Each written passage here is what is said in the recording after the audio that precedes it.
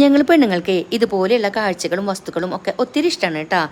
അപ്പോൾ പറയും അത് പെണ്ണുങ്ങളുടെ വീക്ക്നെസ്സാണ്. ഇത് കേൾക്കണ നമ്മളുടെ ചേട്ടന്മാരൊക്കെ വിചാരിക്കുന്നുണ്ടാവും, ഓ ഇതിനോട് മാത്രമല്ലല്ലോ നിങ്ങൾക്ക് വീക്ക്നെസ്, നിങ്ങൾക്ക് മാറണ ഡ്രസ്സ്, അതായത് സാരിയും ചുരിദാറും വളയും മാലയും പൊട്ടും ഒക്കെ വേണ്ടേ ഞങ്ങൾ ആണുങ്ങളുടെ കീശയിലെ കാശി കളയാനായിട്ട് എന്നൊക്കെ തമാശയെക്കൂടെയും കാര്യത്തെക്കൂടെയും ഒക്കെ പറയുന്ന ചേട്ടന്മാർ നമുക്ക് ചുറ്റിലും ഉണ്ട് കേട്ടോ. അപ്പോഴേ ബാലും ഇതുപോലെ ആവശ്യമില്ലാത്ത സാധനങ്ങൾ നമ്മൾ മേടിക്കാനായിട്ട് തുനിയുമ്പോൾ നമ്മൾ പിന്തിരിപ്പിക്കാറുണ്ട് കേട്ടോ. പിന്നെ എന്നേക്കാളും നന്നായിട്ട് ആവശ്യമുള്ളത് എന്താണോ ആവശ്യമില്ലാത്തത് ഏതാണോ എന്നൊക്കെ ബാലു നന്നായിട്ട് അറിയാം. ഇപ്പോൾ ഏകദേശം 1.5 വർഷം ആവാറായിട്ടുണ്ട് ആൾ സ്ഥിരമായിട്ട് നമ്മുടെ നാട്ടിലുണ്ട്.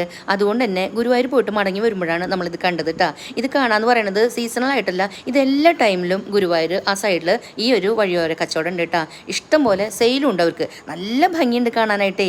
നല്ല ബ്ലാക്കിലും റെഡിലും ഒക്കെയുള്ള എന്തെന്നാ പറയണേ, സ്പൂണ്, ബൗള്, ഗ്ലാസ്, കപ്പ് തുടങ്ങി സ്റ്റൗവും പുട്ടുകുറ്റിയും കുക്കറും വരെ അവിടെ ഉണ്ട് കേട്ടോ.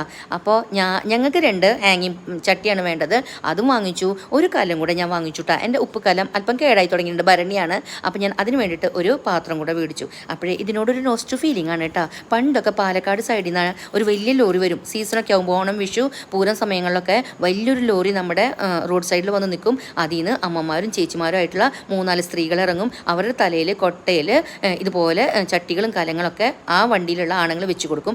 എന്നിട്ട് ഈ പെണ്ണുങ്ങളൊക്കെ ഇങ്ങനെ അത് കച്ചവടത്തിനായിട്ട് വീടുകളിലേക്കൊക്കെ ഇറങ്ങും കേട്ടോ. ഞങ്ങളുടെ വീട്ടിലും വരാറുണ്ട്. അപ്പം നമ്മുടെ അയൽപ്പക്കത്തുള്ള അമ്മായിമാരും അമ്മയും വല്യമ്മയും ഒക്കെ കൂടിയിട്ട് ഈ വരുന്ന അമ്മമാരെ തലച്ചുമട് ഇറക്കി വെച്ചിട്ട് ഇതുപോലെ കൊട്ടി നോക്കിയിട്ടും മണത്ത് നോക്കിയിട്ടൊക്കെ വാങ്ങാറുണ്ട് കേട്ടോ. അപ്പോഴൊക്കെ നമുക്ക് അന്ന് അതിൻ്റെ ഗുഡൻസ് അറിയില്ലായിരുന്നു. പക്ഷെ നമ്മൾ കൊട്ടിയും മണത്തും ഒക്കെ നോക്കുന്നത് ആ മൺപാത്രത്തിൻ്റെ ഗുണമേന്മയാണ്. ഇപ്പോൾ ഞാനും ഒരു അമ്മയായപ്പോൾ അല്ലെങ്കിൽ ഞാനും വലുതായപ്പോൾ എനിക്ക് മനസ്സിലായിട്ടാ. അപ്പോൾ ഇതാണ് ഞാൻ വാങ്ങിച്ചത്. നല്ല ഭംഗിയുണ്ടല്ലേ കാണാനായിട്ട്.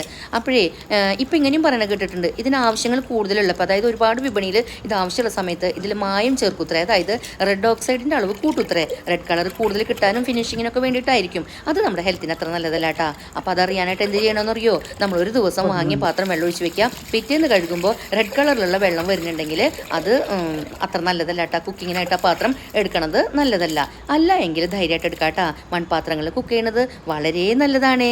പിന്നെ ബാലുവിനൊരു സമാധാനം ഉണ്ടായിരുന്നു, മൺപാത്രമല്ലേ മേടിച്ചുള്ളൂ, അവൾ ജ്വല്ലറിയിലേക്ക് പോകാമെന്ന് പറഞ്ഞില്ലല്ലോ എന്ന്. എനിക്കും സന്തോഷമായി.